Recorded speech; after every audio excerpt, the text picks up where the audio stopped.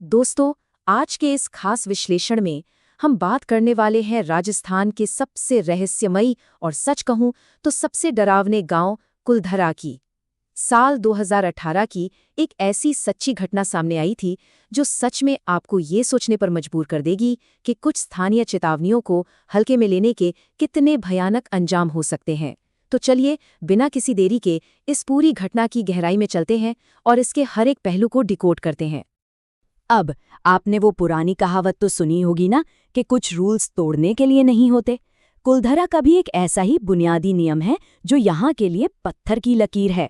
पीढ़ियों से ये साफ चेतावनी दी जा रही है कि सूर्यास्त के बाद कुलधरा में रुकना बिल्कुल भी सेफ नहीं है। लोगों का मानना है कि रात के समय वहां भटकती आत्माओं का राज होता है।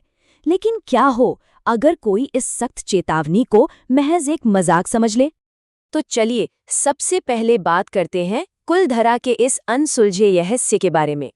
इमेजिन कीजिए, साल 2018 जयपुर का रहने वाला आरव और उसके 3 दोस्त इस वीरान गांव को एक्सप्लोर करने पहुंचते हैं।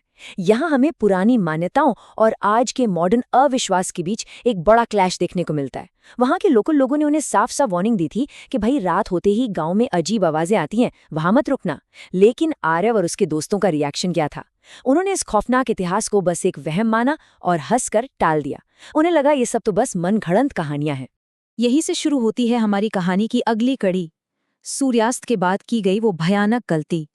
जैसे जैसे सूरज ढलने लगा ना, उस गांव का पूरा माहौल ही बदल गया। वातावरण खुद ब खुद एक डरावना किरदार बन गया।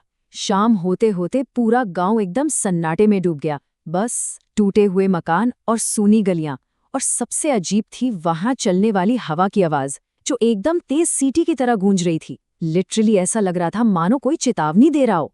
इसी डरावने माहौल के बीच आरव ने अपना कैमरा निकाला और रिकॉर्डिंग शुरू कर दी।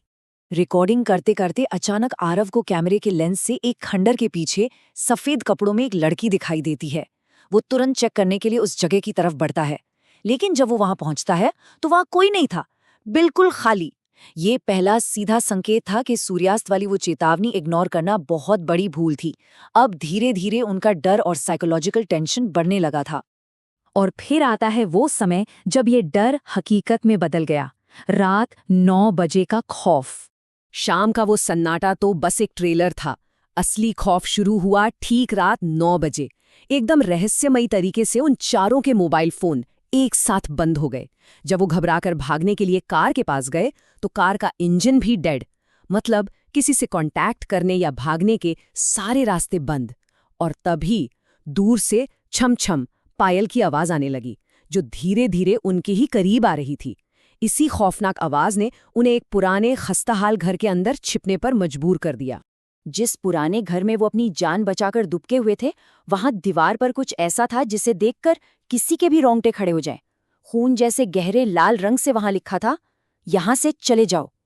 अब ये कोई नॉर्मल वार्निंग नहीं थी, ये एक सीधा और खौफनाक फरमान था कि वो लोग वहां बिल्कुल भी वेलकम नहीं थे। अब हम इस घटना के सबसे भयानक हिस्से पर आते हैं। हम आज भी कैद हैं। अब सोचिए, जिस कमरे में वो छिपे थे उसका दरवाजा अपने आप लॉक हो जाता है। बाहर से किसी औरत के जोर जोर से रोने की आवाजें आने लगती हैं। आरव कांपते हाथों से जब दरवाजा खोलता है तो सामने वही सफेद कपड़ों वाली लड़की खड़ी थी, लेकिन इस बार उसका चेहरा बुरी तरह जला हुआ था और उसकी आंखें पूरी तरह से काली थीं। मतलब अब ये 100% कन्फर्म था कि वो लोग किसी इंसान का सामना नहीं कर रहे थे। और फिर उस आकृति ने एक बेहद ठंडी और डरावनी आवाज में कहा, हम आज भी यहाँ कैद हैं। ये वो शब्द थे जिन्होंने कुलधरा के सबसे काले राज पर मोहर लगा दी। ये सुनते ही सारे दोस्त अपनी जान की बाजी लगाकर वहां से भागे, और पता नहीं कैसे किसी चमत्कार की तरह इस बार कार स्टार्ट हो गई और वो उस नर्क से बाहर निकलने में कामयाब हो गए। लेकिन कहानी यहाँ खत्म नहीं होती। असली ट्विस्ट तो अगली सुबह आया। कैमरे का डरावना राज। नंबर 5। सिर्फ एक अकेला नंबर, लेकिन यही इस पूरी कहानी की सबसे खौफनाक चाबी है। एक ऐसा नंबर जिसने आरव को जिंदगी भर का ट्रॉमा दे दिया। अगले दिन जब आरव ने हिम्मत करके अपने कैमरे की फुटेज देखी तो जो दिखा वो सच में हिला देने वाला था। हमें पता है कि उस रात गांव में वो लोग सिर्फ 4 थे, राइट? लेकिन भागते वक्त रिकॉर्ड हुए उस वीडियो में 4 नहीं बल्कि 5 परछाइयां साफ दिखाई दे रही थीं। इसका सीधा सा मतलब था कि उस अफरा तफरी में कोई और भी था जो उनके ठीक पीछे पीछे आ रहा था। इस पूरी घटना का जो इम्पैक्ट था वो बहुत ही गहरा था। ये कोई ऐसा डर नहीं था जिसे आप सुबह उठकर भूल जाएं। आरव इस मेंटल ट्रॉमा से महीनों तक जूझता रहा। उस एक रात ने उसके दिमाग पर ऐसा असर डाला कि उसने अपनी पूरी जिंदगी में फिर कभी कुलधरा की तरफ मुड़कर देखने की हिम्मत नहीं की। तो इस विश्लेषण को खत्म करते हुए हमारे सामने एक बहुत ही गहरा सवाल रह जाता है। क्या सच में कुलधरा के उन खंडहरों में आज भी ऐसी आत्माएं कैद हैं जिन्हें मुक्ति नहीं मिली, या फिर अंधेरे में पनपने वाला ये हमारा अपना ही डर है जो हमारे दिमाग से खेलता है? सच चाहे जो भी हो, लेकिन एक बात तो तय है कि जो भी व्यक्ति सूर्यास्त के बाद उस गांव में रुकता है उसे कुछ ना कुछ अजीब जरूर महसूस होता है। ये एक ऐसी अनसुलझी पहेली है जो आज भी हमें सोचने पर मजबूर कर देती है।